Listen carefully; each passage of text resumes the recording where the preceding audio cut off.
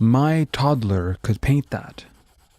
You have probably heard this many times from people who are trying to discredit modern art, from Pollock to Malevich all the way to Picasso, who was famously quoted for saying, "It took me 4 years to paint like Raphael, but a lifetime to paint like a child." So perhaps, yes, your toddler could have painted that, or maybe, as Susie Hodge suggests, they couldn't. But this video isn't about the artistic talent of your toddler, but about an artist who, when I first saw his paintings, I immediately thought, if I had a toddler, they would be able to paint that. We'll be taking a look at abstract expressionist Cy Twombly. At the start of his career, Twombly was extremely influenced by Black Mountain College artists such as Franz Kline and Robert Motherwell. For example, we can look at his 1951 Zieg, made when he was only 23 years old, and compare it to Kline's compositions. He later developed a more unique style in 1955 with, notably, Academy.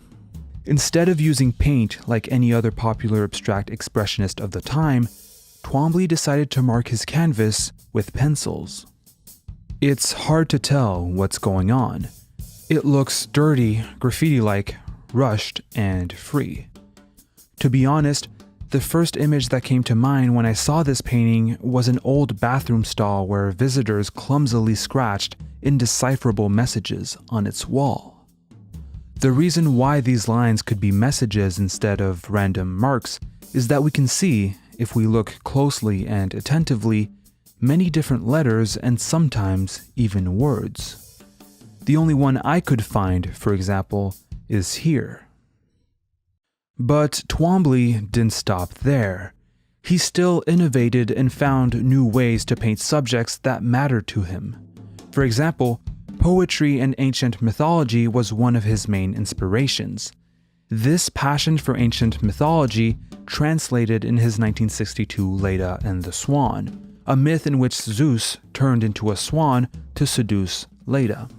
He would then, still as a swan, have intercourse with her. Here, the image explodes and violently spreads out to each edge of the canvas. The few recognizable things are the title at the bottom right of the painting, hearts symbolizing seduction, and finally, a window. The window is the only thing that really looks out of place, and it's really hard to tell why it's there. Just like in Academy, the longer you look at this painting, the more you'll find different elements that help you understand it, yet it will still leave you puzzled. Finally, this leads to the series of paintings you may know Twombly for, which also ties in with the idea that your toddler could do it. This is his series of paintings reproducing what looks like chalkboards. For example, Twombly would, with wax crayons, imitate some Palmer method exercises, which are drills aimed at improving your handwriting. Here, you can follow the artist's movement, its repetition, its rhythm, and as you go along, you can feel that rhythm accelerating. The strokes get more and more violent. They get stretched out in a crescendo of action, and finally, Twombly impatiently covers the blackboard with marks, applying them with as much gesture as possible. This final violent phase will be echoed in Twombly's two last series titled Bacchus, made between 2003 and 2008, and Camino Real, which will be his final paintings before his death in 2011. Twombly's work truly captivates me, but to be honest, I don't really know why.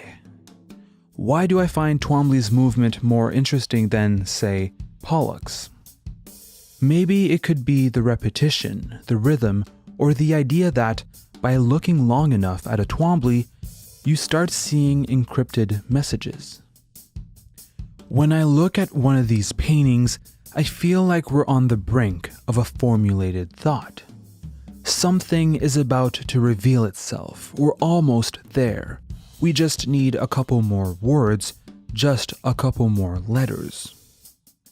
Perhaps this is why I'm entranced by Twombly's work.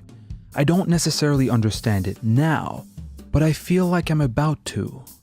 Maybe just looking for a couple more minutes will allow me to see something more, find a word, find an image, find a feeling. Twombly's paintings have this ability to prompt curiosity.